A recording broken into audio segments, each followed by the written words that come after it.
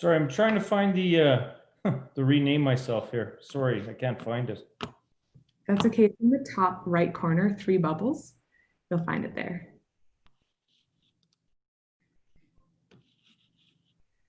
All right, I think we are live and good to go. This is wonderful. Well, thank you so much, everyone, for joining us today. We are in our community pitch night. This is number 6, week 6 of the pitch nights. And I think you might recognize that I'm not Zach. I hope you recognize that I'm not Zach. My name is Yasmin. I am with Startup TNT, one of their new members here, helping out with the investment summit that's happening at the end of November. Very excited to do this community pitch night with all of our great entrepreneurs lined up and ready to go. And next week we have our pitch night number 1 for our top 20 from Edmonton and Calgary as part of the summit, and October 8th as well, the second pitch night for those same companies.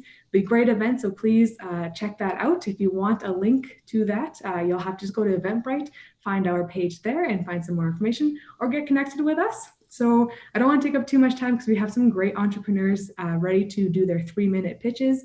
And we also have 2 great co-hosts with us today that I'm very excited to announce. So without further ado, I'll get them to introduce themselves. We have Gigi from Tech Edmonton and Kevin from Platform Calgary. And they have a little bit of a introduction of themselves before we get started. Gigi and Kevin. Thank you so much, Yasmin. Thanks, Yasmin. Just to echo what Yasmin said, we're excited to welcome you to the 6th week now of the Startup TNT pitch. And before we get started, my co-host Kevin and I would like to take a few minutes to tell you about our respective organizations. Awesome, thanks, Gigi. Platform Calgary and Tech Edmonton, we were lucky enough to co-host back at the Great Alberta Pitch Marathon. So we're actually recycling the slides that we used there, which was always nice, right? Reduce, reuse, recycle. Quick introduction, Platform Calgary, for those of you who don't know. We are a civic organization, a not-for-profit, that's focused on helping to build and grow the tech startup community in Calgary. We're an innovation ecosystem builder, and we kind of focus on 4 main areas. Globally connected entrepreneur training. We promote innovation and collaboration between large enterprise and startups. We try to amplify citywide initiatives and support things that are happening that can help grow the community. And we're really focused on activating places and kind of working on placemaking to give Calgary's tech community a home. And we're really excited that next year, this will be the downtown home for Calgary's tech community. It's the Platform Innovation Center where anybody who is working on startups or supporting startups can have a place to come in and leverage to amplify what they're working on. That's Platform Calgary in a nutshell. Gigi, over to you. Perfect. Thanks, Kevin. Tech Edmonton is a joint venture between the University of Alberta and the Edmonton Economic Development Corp. We are a business incubator that works with technology-enabled companies in the Edmonton region. So in addition to providing coaching and expert services like regulatory compliance, we currently lead or assist with multiple industry-sponsored accelerators, including, for example, the Merck Invention Accelerator, the Dynalife Accelerator, the Foresight Cleantech Accelerator, and also the Tech Edmonton Test Start Accelerator program.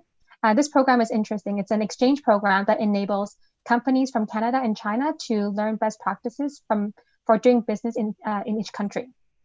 So to wrap it up, here's my call to action for you, the companies and the people, the audience members. If you're a technology-enabled company with market traction, a team, and export potential, please connect with us. Before I hand it back over to my co-host, next slide, please, Kevin. Thank you. I do want to do a quick shout out for a new program in the Edmonton region. It's free coaching for up to 100 hours for eligible innovation-based companies with market traction that exhibit a strong desire to grow and scale. So as for the coach selection, you can either select from a pool of qualified coaches, or you can actually suggest someone that you would like to work with. So please remember the name of the program. It's called the Ewin Coach Program.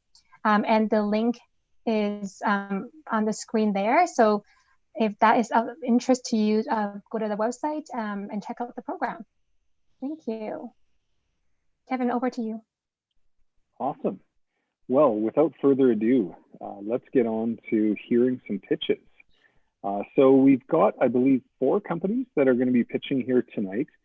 Just a quick reminder, it's 3-minute pitch, 1 minute for questions, and then 1 minute for kind of switch over to the next entrepreneur. I'll be introducing the first 2 companies. Gigi is going to be timekeeping, and then we'll switch roles, and I'll be timekeeping. So entrepreneurs, we will try to give you some sort of warning. It might include like waving our hands. We might have to unmute and tell you your time's up, or whatever it is. Hopefully you're close to 3 minutes, and we won't have to do that though. But yeah, so let's get things started. So first up tonight, we have Lindsay with AirMarket. So Lindsay, if you want to share your screen and take it away. Is that coming in, guys? Yeah, looks good. So yeah, thank you for the opportunity. AirMarket, we're air traffic control for drones, and we enable business solutions. We come at it from 2 different perspectives. We provide unmanned traffic management services, or UTM, and we're coupling that with telecommunications services. We buy, build, and integrate technology, and what we're really doing is we're ushering in this new reality that we're starting to work through and live through of connected robotics. Pandemic has only accelerated that need. So a slide here that explains our vision visually.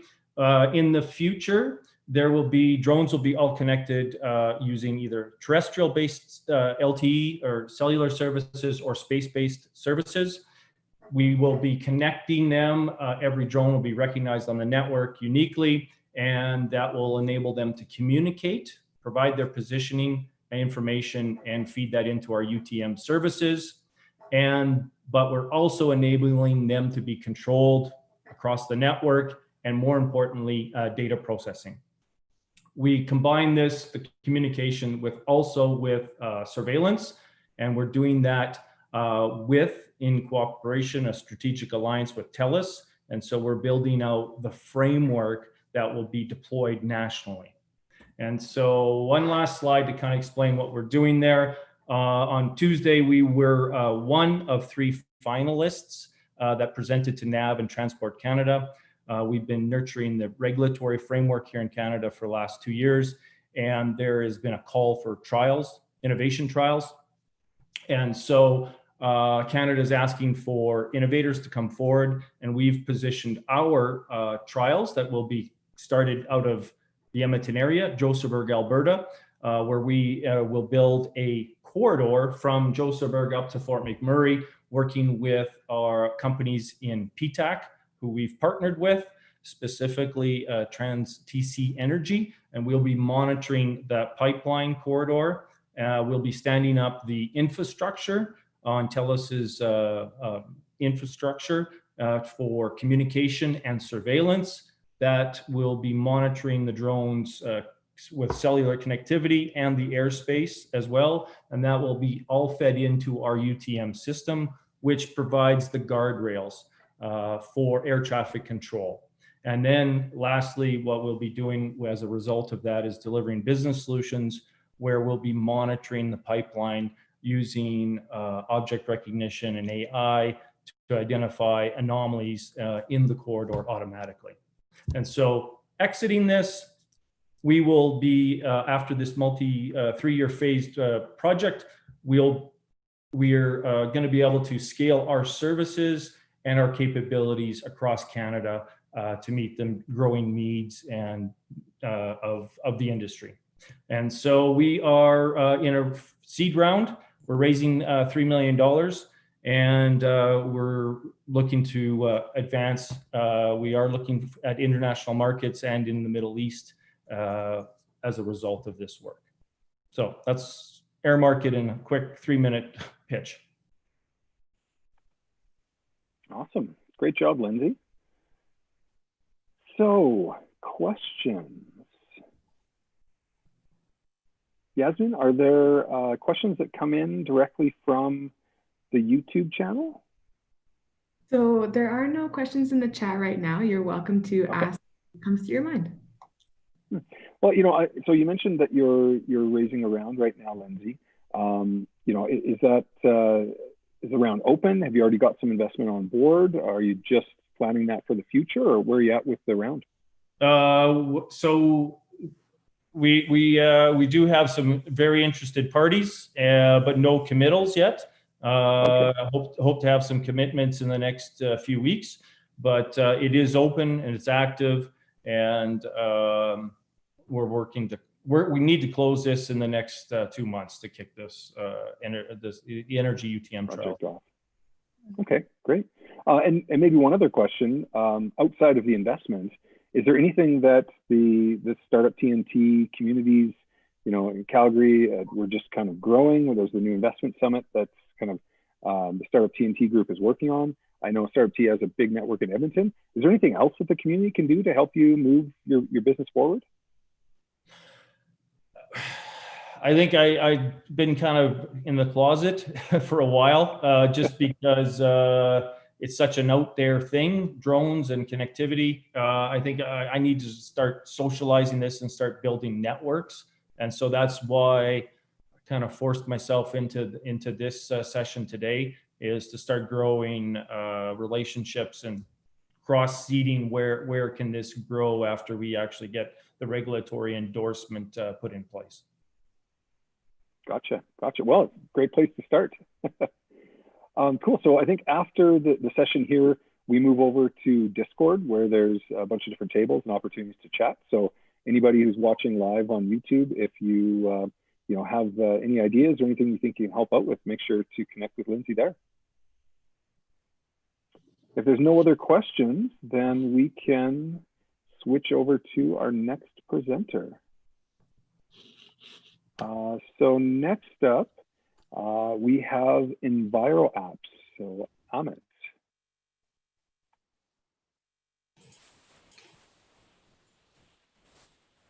Thank you, Kevin. No problem. I'm sharing my screen now. Perfect. Yeah, so thanks for the opportunity. Can you hear me? Yep, sounds Thanks good. for the opportunity. Now, who here has not felt the pain of repeatedly filling the same forms over and over again to meet regulatory requirements? I guess all of us have been there. And what if you had a choice that was more cost effective and efficient? So my name is Amit Bhargav, and I'm a co-founder of EnviroApps. We have digitized the paper forms for tracking of, movement of any hazardous waste, dangerous goods, or water use. And right now, most of the industry uses paper forms, and that is the most inefficient way of dealing with it. And this is why we came into business. We have reduced the time it takes to complete this process, and there's a lot more visibility with real-time updates. There's no manual data entry, and you actually derive business insights rather than just filling out that paperwork. And as we know right now, there is a huge pressure to reduce costs. We can actually reduce current compliance costs by more than 50%. Our solution is cloud-based and accessible anywhere. It's intuitive to use and mobile-friendly, and there's lots of analytics built into it. And there's no upfront investment, hence the quick and high return on investment. There's really none. This is kind of in a nutshell our product scope. So when you have, let's say, a drill well being drilled, the fuel is being transported to it, water is being moved there, all that needs to be tracked. And then when the waste is generated or the product is hauled to processing facilities, then also all those movements need to be tracked from a regulatory point of view. So we can automate all of that and make people's lives easier, even for the people in the operations area, as well as people in the head office who are right now tasked with basically reconciling all that paperwork. which is a very daunting task. Our value proposition is software as a service with multiple payment options. We already have 3 exploration and production companies as clients for the past 3 years, more than 120 users, and we have more than 175,000 documents already in there. We have also found that we could reduce transportation costs by almost 20% through a case study that we did on our clients' data. And currently there's not much market competition. There is one company, but they have a very different business model, and we do have a upper hand with our product offering being more than just one trick pony. We can do three things that make sense. And with COVID, everybody needs to switch over to digital. It's inevitable. Proud to announce we just got that approval 3 weeks ago. We are the only company now in Canada to offer transportation of dangerous goods electronic shipping documents, and that's a huge milestone. For the past 35 years, everybody has only used paper. We are the ones that have digitized it. And this is the team. We have more than 45 years of experience, regulatory compliance experience, as well as software development. And right now, our ask is not about investment. We are more looking for referrals and spreading the word out. We are bootstrapped, and we have a product that works. So our intention is to go ahead. Amit, can you please wrap up in a bit? Thanks. Sure. So we are looking for strategic partners, really. And if we can get any help in spreading the word, that's all. Thank you. Awesome. Good job, Emmett. It's a great pitch. Yasmin, do we have any questions that have been coming in from YouTube yet? I don't see any just yet, so it's all on you again. I have a question. Yeah, Gigi, go for it. So Emma, you mentioned that you have some clients and you have a case study. Can you talk about the return on investment for the clients? Yes. So that case study that we did, we basically looked at where does the waste go actually. Does it go to the nearest place? So does it have the shortest transportation? But in almost 36% of the times, it did not go to the closest place, and that's where the 20% cost savings are. And it's more than like over 5 years, we had estimated about $900,000 worth of saving for the client on a $50,000 per year subscription. So like 20 times over the 5 years. So you can say like 3 or 4 times, not to mention the fact that it eliminates one full-time person really reconciling all of that. It can be automated as well. So it's like four times plus. Perfect. I have a quick follow-up question. So you mentioned that you were able to basically reroute, improve the logistics, right, of the company, the waste removal, the path that it takes. Did somebody have to discover that, or does your product notify the clients of that information? Yes. So that's kind of that is something that we are still building within the platform, where as soon as the user enters, this is the kind of waste, and this is what I want to ship out, we will come up with suggestions as to this is the facility that's nearest to you, and that can handle that waste. So that way it's optimized, and we could provide them like 2 or 3 closest options. So that way it eliminates that judgment call on where should I send it and optimize it. Perfect. Thank you, Amit. Great. And so I just had one question, and I guess it's more of a clarification. So Amit, you mentioned you're looking for referrals. So can you give the audience here tonight a little more indication, or like what types of companies would you be, looking for a referral into? Like, are there some specific names you could share, just so that I always find that helps when people ask for referrals? It's like, if you can give me a point of reference, I can, think who I might know. Definitely. So on the waste manifesting side, it's really the exploration production companies that are our clients. On the transportation of dangerous goods side, it can be a lot bigger, wider net all over Canada. And it could be trucking companies. It could be any company that wants to haul a dangerous good. So an example would be like a chemical company. And that's one of the reasons why we are trying to diversify out of Alberta and make it more, applicable to any other company. So it can be any company that moves dangerous goods. Great, thank you. Thank All you. right. Wow, 2 great pitches so far. Yeah. Gigi, over to you for intros. I'll get out my trusty stopwatch, aka my phone, and take over that duty. Thank you, Kevin. So up next, we have Ray with Advanced Medical Technologies. Ray, are you ready to go?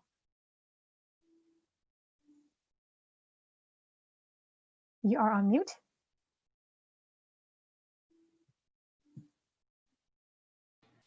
Okay. And are we in screen share mode?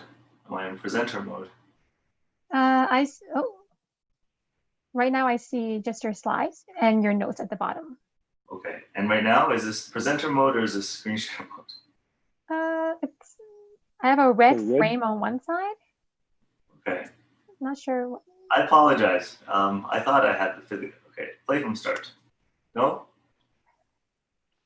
So the first slide is just a big red square. Maybe we will just do this. Okay. Perfect. That works. Okay. Good evening, everyone. My name is Ray, and I'm the co-founder of AvenCare. And I'm actually here to share with you the mission that AvenCare has of improving the health of Canadians while reducing hospital costs through smart home monitoring. I bet you know that hospital stays are costly in Canada. In fact, out of the $264 billion that we spend on healthcare in Canada, 27% goes to hospitals. In the AHS, that works out to about $1,000 for one patient to stay in hospital for 1 day. Now, that's an immense amount of money. But I bet you didn't know that staying in the hospital is actually harmful. In fact, 1 out of 18 hospitalizations result in hospital complications such as drug error and infection. And these complications actually lead to death. So how do we get patients out of hospital early? How can we do it safely? And that's the problem that we want to solve at AvenCare. And the way we've done it is we've built a smart app. It works on your smartphone. It communicates with a host of smart home monitoring devices that look at your EKG, blood pressure, blood sugar, oxygen level, temperature, for example. Sends it to the app, sends it to your physicians or caregivers. It also collects patient questionnaires and patient symptoms. It allows you to take pictures of your wound healing, of your injuries, send it to your caregivers, as well as perform telemedical consults or visits with your doctor. Of course, the app also performs preliminary monitoring for you, alerts you, your hospital provider, your family, if something is amiss and requires immediate attention. And all of this is also trendable. And so we've already built this. It's called the AvenCare Smart Home Monitoring System, or Smart Home Health System. And we believe that with our system, we can reduce hospital stays by at least 1 day. And if we do this for just 10% of patients in Alberta, we'll save AHS $45 million a year. And if we can stretch this to 10% of patients in Canada, we would save over $400 million a year.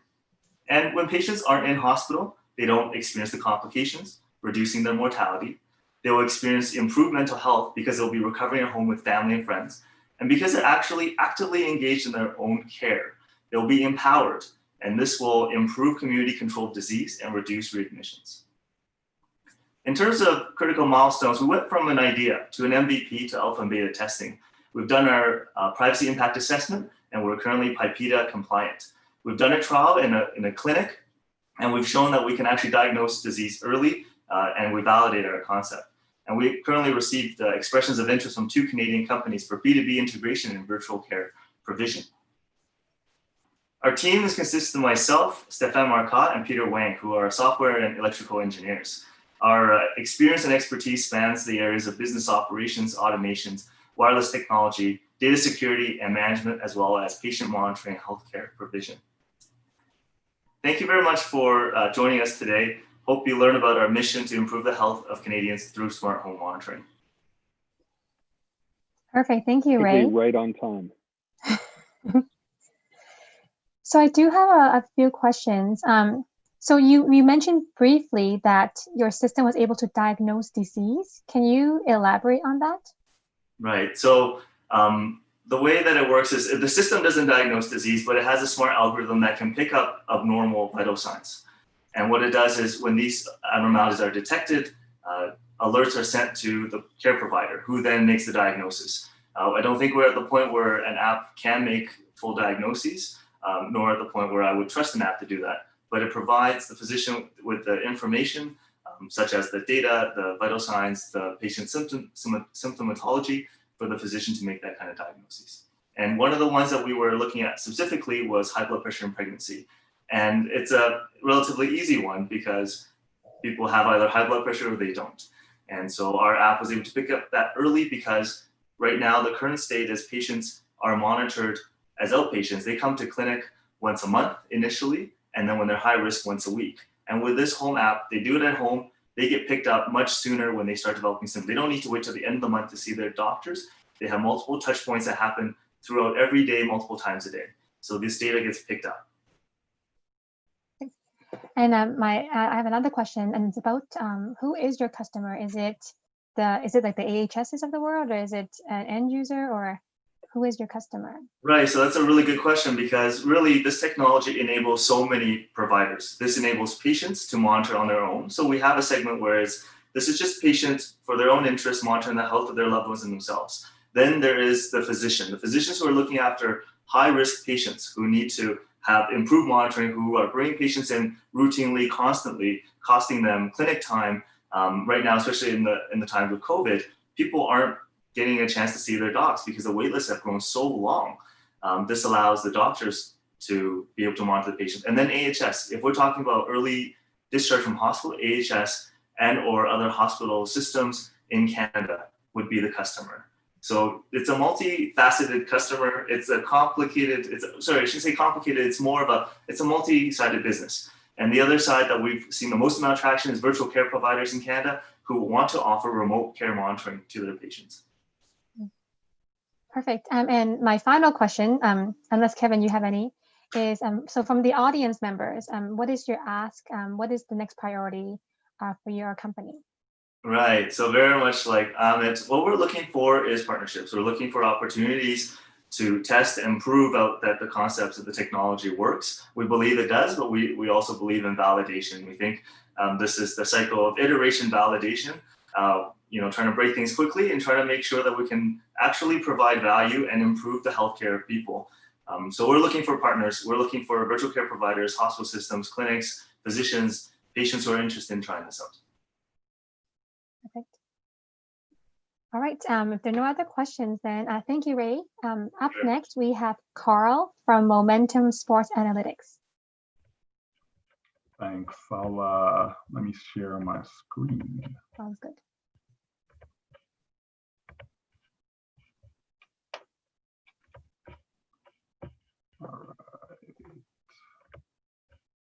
All right, can we all see that?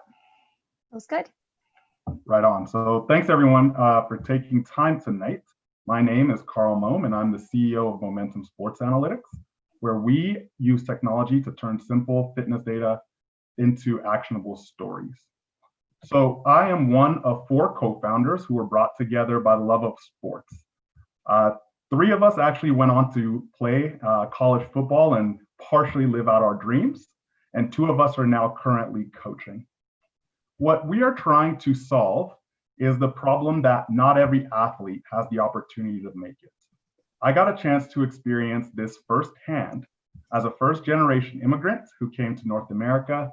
I didn't have the stereotypical background of parents who had either played sports before or having an older brother who was out there playing sports as well. The problem that this created was, in order for me to access high-quality sports information or tutelage or coaching, I had to spend quite a bit of money. That made it so that myself and other of my friends spent hours researching on YouTube or Instagram to look for solutions, and that left us often guessing. The impact of guessing is that guessing wrong means that a lot of us athletes remain underdeveloped. The impact of being underdeveloped as an athlete means that you have a lower likelihood of making it to the next level if that is your goal. So how do we approach solving that problem? Well, our solution to this problem is to level the playing field for all athletes by making information more accessible. We do this by creating a marketplace where we aggregate demand and commoditize a platform, which we call Sidekick Core and Sidekick Connect, to trainers and coaches who need clients to train.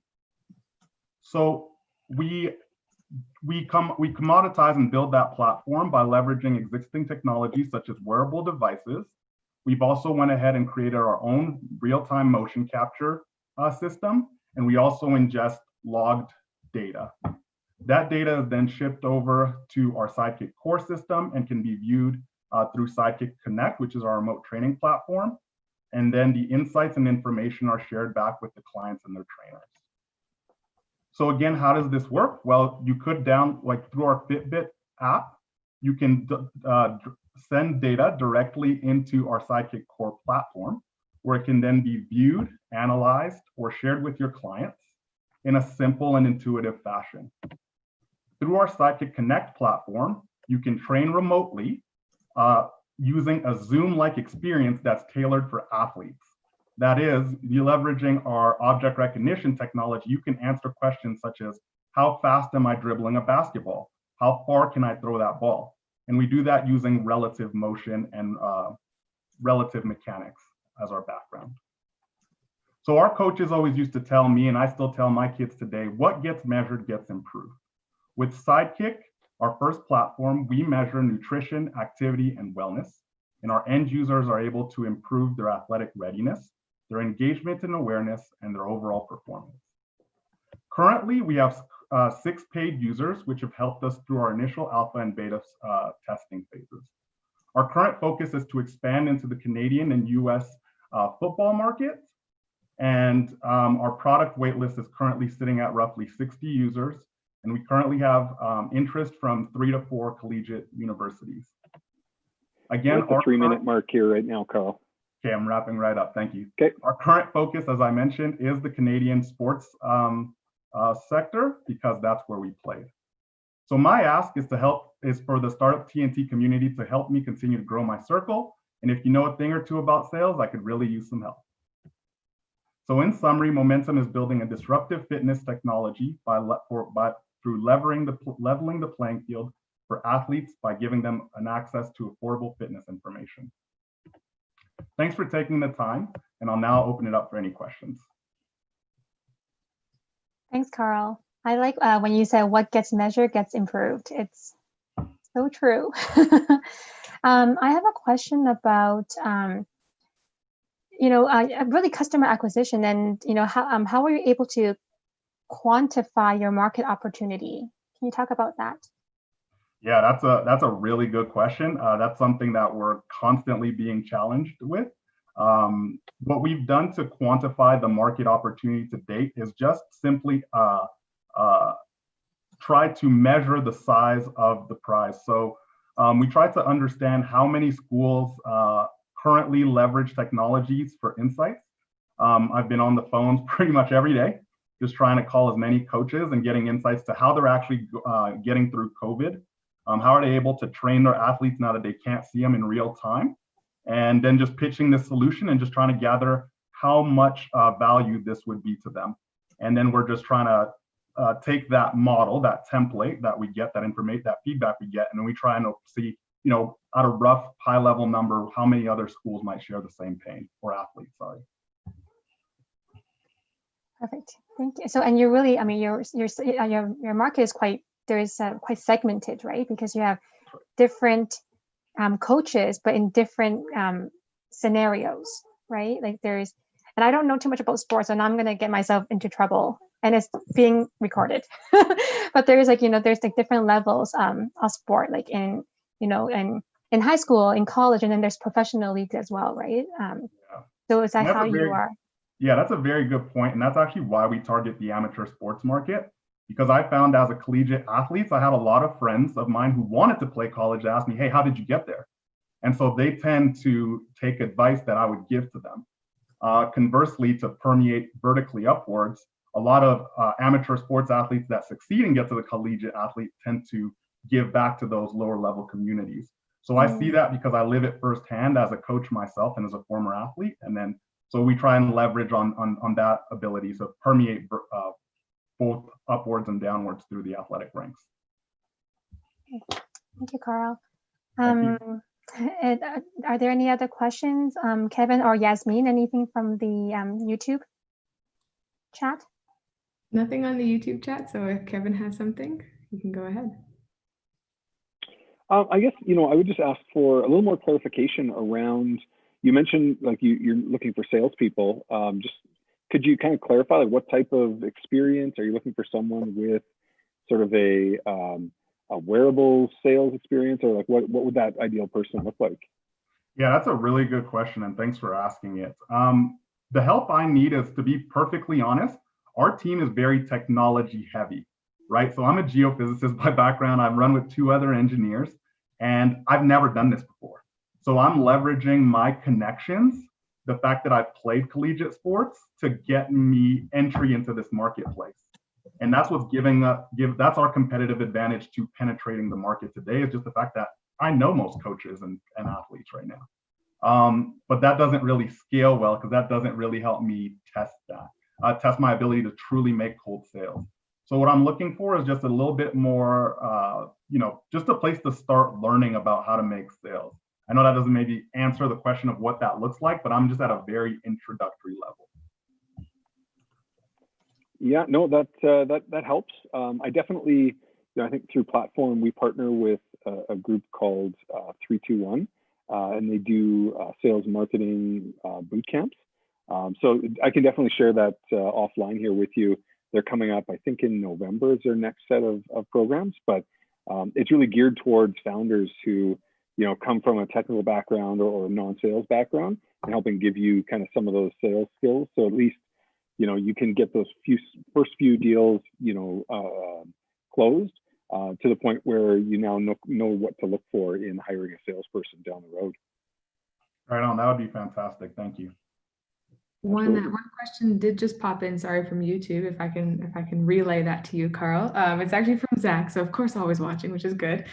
He asks, how long does it take to close a sale right now, and how large is a typical sale for you? Ooh, really, really good question. I would say right now to close a sale could take me anywhere from a couple days, depending on the interest and how real that pain is to people.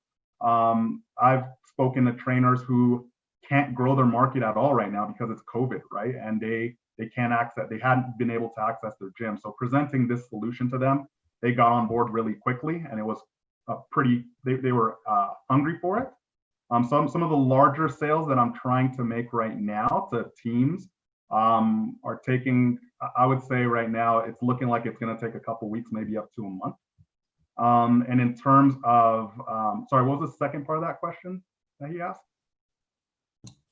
Yeah, he just asked how large is a typical sale if you have a dollar value or your command value. Yeah, so it depends. If it's a single user, a single trainer, we usually charge them on a client basis. So we charge roughly $10 per client they want to train. For larger teams and institutions, we have to take a bit more of a customized solution, since we can't charge them on a monthly recurring method or manner. So we don't have that fleshed out right now, because that's kind of where we're at. We're trying to figure that piece out. What do we close that deal at right now? Awesome. Thanks so much for that, Carl. Thank you.